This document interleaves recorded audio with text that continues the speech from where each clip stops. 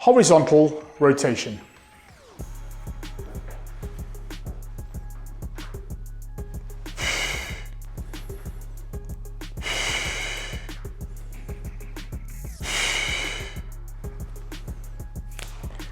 So my horizontal rotation is all about developing strength through my obliques, the muscles on the sides of my abdominals here, of my trunk, and also creating our T-spine, thoracic spine rotation, whilst maintaining stability through our trunk.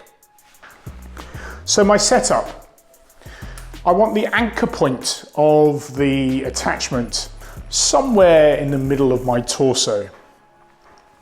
My feet are going to be hip distance apart or a little bit wider, and I'm going to be very firm with an athletic stance. I'm going to sit into my stance and I'm going to hold my spine in a neutral position. So neutral means I'm not rounding out through my back here and collapsing my chest and curving my lumbar spine.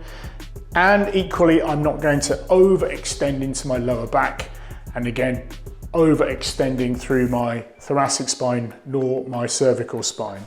So everything is in a nice stacked position with my pelvis on top of my knees, my rib cage on top of my pelvis, and my head stacked on top of my shoulders in a nice tall position.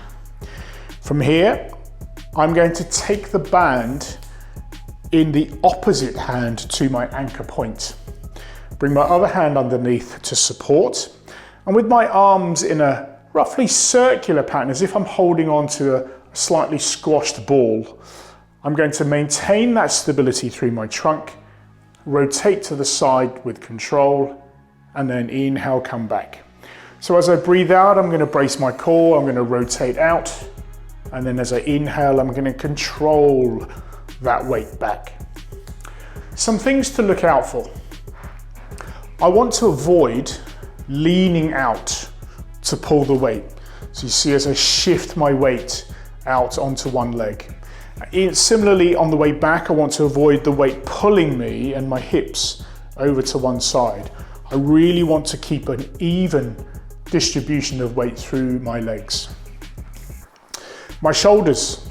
My shoulders need to be in a neutral position rather than elevated here, and the tendency will be to pull across from my shoulders rather than rotating from my trunk. So again, I want to drop the shoulders down halfway, not too far down so they're overly depressed, and certainly not too far up so we're compressing into the cervical spine. We've got a nice connection underneath the armpits into what we call the serratus anterior, and of course into our lats. And we want to keep a nice broad chest, broad collarbone in the starting position. And then from the trunk, rather than pulling from the arms, we rotate and then return. Of course, we can add a little bit of spice into the arms and pull across.